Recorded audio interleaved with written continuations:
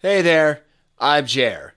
Welcome back to the Gurdy Restoration series. So way back in the Stone Age, Dirty Gurdy was converted into a floor shifter. But the entire time I've had the car, it's had the wrong lever on it because for a bench seat, you're supposed to have a lever that curves and goes back so you can reach that thing. So today I got something in the mail that might actually fix that problem. This finally came in the mail today. I've ordered this thing from China a long time ago. It's taken forever for it to come in the mail. That's a little bit sharp. But anyways, it's got this big giant hole, but 3 other sizes inside of it. So let's see if one of these fit, because it will help solve 2 problems. One, not look dumb. This is literally a golf ball with a hole drilled in it. It's not even threaded. I thought this was like a novelty threaded thing. Nope, it's just literally a golf ball with a hole in it. So, one of these. Okay, one of these. Oh, yes. Oh no, it's plastic. Oh, it fits. Yeah, it fits. I'll have to do it this way. So it'll also be longer now, too, because that's such a short throw on this thing. It drives me bananas. So I'm going to have to maybe clean those threads because it had that golf ball on it. Oh, no, it seems to be going now. Nope, it's stripping or something. Okay, I'm putting the camera down. Okay, there it is. I'm pretty sure that's installed. This inside part is not threaded. So I guess you're supposed to just force it on there, which I kind of did. So we'll see how that goes. So the new handle does help, but it's still hard to reach up into second gear. I have to like bend forward a little bit. Oh well, it's still better. So trunk seals are the next thing I need to do to make Dirty Gurdy waterproof. Alright, so here I am. Gonna put on the trunk weather strip. Prepping it right now, so this hasn't been wiped off yet with any kind of cleaner. I've just been using a Scotch-Brite pad and a screwdriver and getting all the residual gunk off. And there's not that much glue left over from originally, so it's actually going pretty easy. It's just a lot of that, mainly, and a little bit of residual stuff. The one thing I did want to highlight though is I was going along here and I'm like, oh, there's like a it goes down right here, and I checked the other side. I'm like, I'm pretty sure it shouldn't do that, yeah. And I looked at it again, and I'm like, what is that? What is this? Oh, that's Bondo. So this is all smashed in right here, and that's a layer of Bondo right there cracking. So I don't know how that happened. There doesn't appear to be anything down here when it's shut. So I don't know what's going on with this lid. I don't know how you would ever fix that. Eee, that would be a pain. So anyways, I'm just chugging along, gonna put on this weather strip. I doubt I'll be able to finish it tonight, but I'll get started on it, start gluing it maybe get half of it done or just some kind of start on it, and then I won't shut it. And then get some rubber for the trunk, and then this will be done. And then the last things I'll have to do are the 2 windows for sealant wise. Back one probably have less parts because the front one, I don't know if it has rain channels and all that craziness. Blah blah blah. Alright, so started off applying the weather stripping. So instructions said to basically choose which side you want to do. I don't know if that's the stock side or if that's the stock side. It doesn't matter. Not on this car. So just put it on, and oh, there's a little piece hanging down there. So basically what I've been doing is I'll put it on both sides, let it dry for, a couple minutes, then stick it together, and then unstick it, and then wait like another minute or so, or even less, and then stick it together, and then it seems to really attach pretty well. But I still have these pieces of tape on here just in case, and I've been just going back through here and doing it a little bit at a time. So I'm almost more than halfway done. I should be able to finish this today, actually. Okay, so here it is all installed. Doesn't really look terrible at all. It might actually work out pretty well. So just gotta let it dry overnight, and it should be good. Right on. Even this doesn't look too bad out of whack. Okay, so I'll know tomorrow when I try to close the trunk. I'm like pretty sure I have this installed properly, because I tried to line up to the picture to both the Eckler's and Danchuk instructions to the best I could. I have a soft steel set that I got too, because I didn't realize I had this gasket that came with the car, and the soft steel one looks way different, so I'm not even going to mess with that. I'll just send it back, even though it's probably a better seal. This is free. Came with the car. Okay, let it dry. And I'm officially out of glue, so it took all my glue to do the trunk and all 4 doors. So I used all the 3M weatherstrip adhesive pretty much. There's only a tiny bit left. That technique of putting the glue on the weather strip and then putting some glue on the car and then touching the two together and then pulling them back apart and then waiting for a few minutes and then letting it get tacky seems to work the best for me when installing this weather stripping on a Tri-5.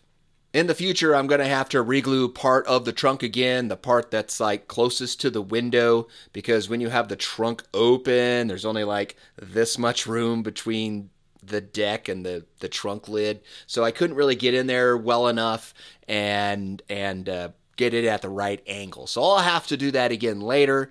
That's not the glue's fault. That's not the weather stripping's fault. That was a user error issue. So I still have some more rubber bumpers to install on the car. I bought a whole set of them when I did the doors a while ago. One of the pieces that's still in that set is the rubber bumpers that go on the glove box. Since the glove box has been hard to open the whole time I've had it, I went ahead and sprayed some silicone spray inside the lock cylinder, worked it a few times, and This glove box was not opening all the way, or I guess it was stuck there. Now it comes all the way out. Press it, comes all the way out the way it's supposed to. Replace that bumper there. That's one of the new ones. I guess that's an original one, so I'll leave it there for now and save the replacement for later. This is not keyed correctly, so I don't know if that's intentional or not. So that way you can like have a valet lock, but I'm gonna key it so it matches the rest of the car. So if you ever want to lock anything in here, that's how you do it. You know, if someone's in the car, they can get into here probably pretty easy. You know, definitely with a screwdriver they can bend that open, but I don't think most people know that. So I got that done. Found the other 2 pieces of rubber, so 1, 2 for the hood, and then here's the new one, 3, 4. So I got those, adjusted this one up, adjusted the hood over here forward a teeny tiny bit. That screw was missing. Swapped these 2 because it was partly stripped, but now that's got screws in it.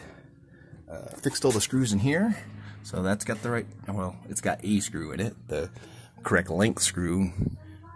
So this is all screwed in now. This was all loose and falling apart and rattling around with all the wrong screws. Now, when you shut it, nice and tight. Look at that. That is on there good now. Now the one thing that's weird is this. You just push on this and it goes straight down. I'm guessing the hinges wore out on that. But, bam. Okay. So that's fixed. Next is distributor. Need to do that because I got the vacuum advance in for it today. And look, that thing looks brand new. the reason why I ordered a new vacuum advance was because the technician that worked on my car told the lady at the front desk at the shop that my distributor was garbage and it needed to be replaced. Or maybe junk. I'm not sure. He called it garbage or junk. This is, what do you call it? Hearsay, because she told me what he said, because I didn't talk to the technician directly. I was shocked by that statement. I thought that that meant that the distributor was broken and the advance was broken. So I ordered a new one. But before I install it, I probably should take the cap off and double check to make sure that the vacuum advance is broken. Well, I'm sitting here testing the vacuum advance. So I'm gonna pull on this. Oh, now it's on there really good. Oh, jeez.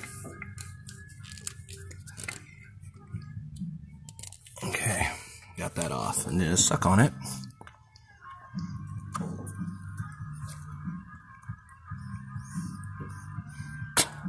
So you can see it's moving. I don't know. I guess I got to figure out how to test that and see if it truly is bad or not. So I guess I'll look up the procedure for that, because it looks like it's working to me. The note said that the vacuum advance was broken, but it looks brand new. I don't know. Maybe he said it was junk because it was a points design. Well, the vacuum advance seems to be fine on my initial inspection. Of course, I'm going to check the timing and the dwell and all that later. But right now, it doesn't look like garbage. It actually looks like it's working. But before I get to that, of course, I have to fix and replace something else first. Here's an unexpected project that I had to do. This battery.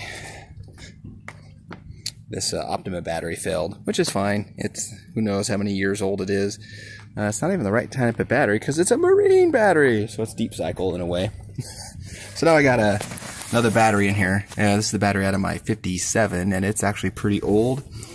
2011-12 is the date that this thing was manufactured, so it's on its last legs too, of course. And I had to modify the battery hold-down kit to fit on the outsides here because it's wider for the handle. So I just carved out this original bracket a little bit because these are still readily available and they don't make one that actually fits on batteries that are like this. So I was going to have to do that anyways. So this car, not too super concerned about that because I can always buy another one of these really easy. Yeah, and that's it for that. And I had to buy different hold down brackets for it too, but those are now replaced. So now it's all put together. When I first got Gurdy, it came with this ugly, small steering wheel, this aftermarket thing. I'm lucky because the car did come with a pile of extra parts, and one of the things in that pile is the original 210 steering wheel. I'm all about boat life, so let's get that bad boy installed. Alright, so got my original steering wheel, took off the stupid cheap aftermarket one. Everything inside is all original, just needs a kit because these are broken off, the felt's all wore out. And watch when I do this, when I actually short out the horn. Come on, baby. There it goes. So one of the horns works. That's awesome. So the horn ring is busted on it. That's not working right, but I'm going to try to get the steering wheel on at least. I got it installed and the horn seems to work. So at some point I'm going to have to go and get a 210 horn ring for this thing, which is not remanufactured. So that means I'm going to have to find an original one at some point. I also have a bunch of trim that came with the car. So let's dig through that and do an inventory and see what I have finally. So this is all that I have for exterior trim besides the belt trim. I have almost a complete set of the belt line trim, which I'm surprised. And then one spear. I don't know if this is the right spear or the left spear, but there it is pointing forward like that. And there's the bottom ridge. I don't know what side that is, but I need the rest of the trim, and I'm pretty sure they don't make four-door trim. So I have all these belt line pieces on minus one. I'm missing that little piece, which of course I don't believe they reproduce this stuff either. And I have all the pieces here, so that actually is a little bit better. And I'm missing all the side trim. Ugh. And the badges. Wonderful. Well, I'll work on that later. I do eventually buy all of the original 210 trim for this car, which is, once again, not reproduced. You got to source all this stuff used. But that is way down the road when I finally get all that installed. So since I'm home a lot because it's 2020, I'm driving the car around a lot more.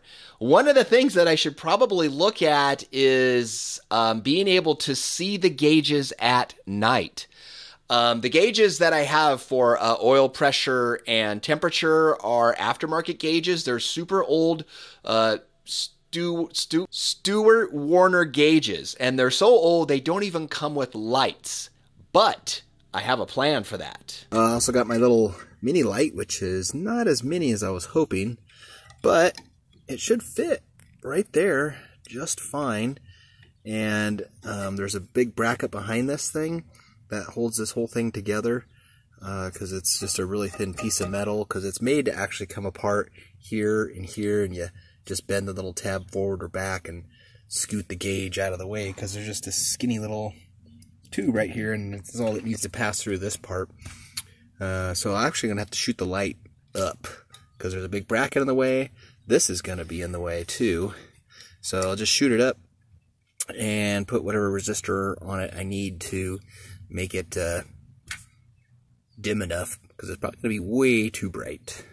So this I'll do for another day, but I got this part now. So I'm kind of waiting on the whole gauge cluster, because they'll all need lights and blah, blah, blah, blah, before I do all this wiring at once. You know, sometimes I really do appreciate irony. Just a few days later, I really wish I had some illumination on my oil pressure light. So, like I said, I was driving around Dirty Gurdy a little bit more, driving her around town, doing errands, giving friends rides, doing all kinds of fun stuff, because home a lot, 2020. And as I'm driving around one day, I'm noticing that the car is not running right. Something's wrong. It's been a long time, like 4 years ago. I can't exactly remember what the problem was. It was like a miss and just low on power. The car was just not running right, and I didn't know why. But I was like, I'll look at this later. So I drove my car around, went to a friend's house, hung over there for a while, and then finally I was driving home, and this is at night, that same day that I was noticing the car was kind of acting a little funny. So as I'm driving home, I'm just thinking to myself, I'm like, that's weird. What could possibly be making the car run funny right now when nothing has changed? Everything is dialed in, nothing's wrong with the fuel system, the carburetor, all that stuff is running well. What else could possibly make the car miss? And somehow a little vision appeared in my mind of a lifter and how a lifter works. And because I don't have solid lifters, I have hydraulic lifters. Well, those hydraulic lifters need oil in them for them to lift up the rod and open your valve properly. So about 3 minutes after I was driving home that night, in the dark, I had that epiphany. I'm like, oh, wait a minute. Do I even have oil in the car right now? Look down at the gauges. Of course, I can't see them. Turn on the interior light, the dome light, so I could see them. And the gauge was on flat zero. Zero oil pressure, complete zero. I believe I screamed and said some cuss words and immediately pulled over and parked the car. I checked the dipstick. It was completely dry. Oh no. So I knew I was in trouble. And it's like 11 o'clock at night. So I just parked the car in a parking lot and took an Uber home. And I knew I was going to have to attack it the next day and bring some oil with me. So in the morning, I gathered some oil, drove out to where the car was in the parking lot, put oil in her, and she actually seemed to be running okay again. I'm like, oh, maybe I caught this in time, and then drove the car back home. Alright, got the car home. Still has oil in it. Don't see any oil leaks. So I have no idea where all that oil went. Must have burned out of the cylinders or something. I have no idea, but it's not like it was smoking like crazy. I don't know. So anyways, went through, checked every single, well, I pulled every single spark plug to see if there was a noticeable change in RPM. Most of them had, you know, a change in RPM, except for this one here in the very, very back, the fourth one on the driver's side, you know, whatever number that is. Changed the spark plug wire, still was acting the same. Gonna let it cool down, pull that plug, actually probably pull all the plugs, because if it is burning oil, maybe it's oil fouled, and maybe that's all I need to do with it for now. If that's not the case, if it's still running like crap after it ran low on oil, then my next guess would be that either a lifter is stuck now and is collapsed, and that maybe that's why it's having that problem, because it's not, it's like the engine's running unbalanced is how it feels. And if that's not the issue, then the other issue that it could possibly be is that the cam is ground down, and none of the valves are going to open properly with the cam ground down. So that might be the same problem back there, and why that plug might be fouled out. So there we go. So I'm going to wait for it to cool down and start looking at plugs, and then go from there. I mean, the car does run. It's just not as good as it was. It needed to be rebuilt anyways, I'm sure. Oh well. Okay, good news, bad news. The good news is I'm not crazy. Okay, so this is plug that I pulled out of the second one here. I don't know if I can get, there we go. And, you know, that's just dirty. It's not oil soaked. It's just dirty, which is, you know, fine. It's kind of what you expect. This is the one that I pulled out of the back that I'm thinking I'm having problems with. Oh, that's warm. Ouch. Still need to let it cool down a bit. This is the one I pulled out of the back. It is very oil soaked. So, yeah. So, I'm going to let it cool down some more and do a compression test on it and see what that cylinder's up to. Because maybe I need to do a compression test. And if I have low compression, then that thing's, you know, obviously hosed. So, I guess next step is to do a compression test. I just did a compression test. It's not zero. It's not zero. Looks to be about 100.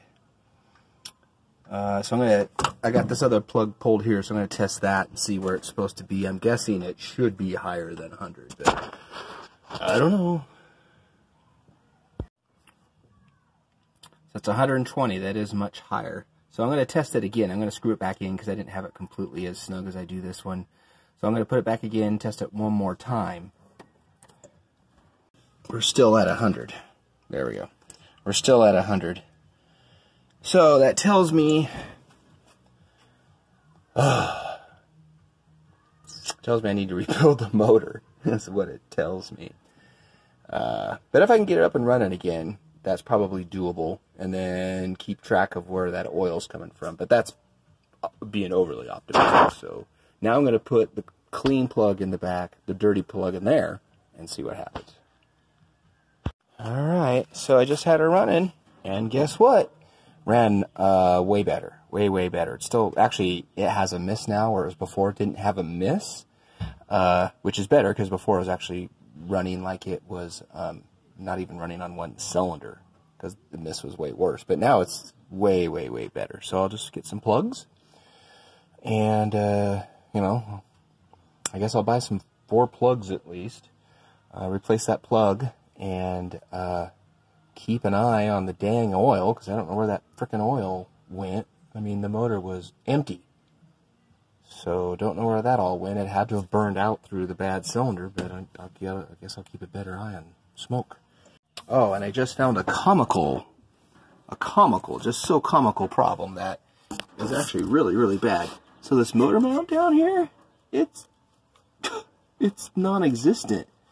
Because I was noticing the motor was wiggling a little bit, but holy frick, I have no motor mounts, so I have to stop driving this car. So I need motor mounts and a couple plugs.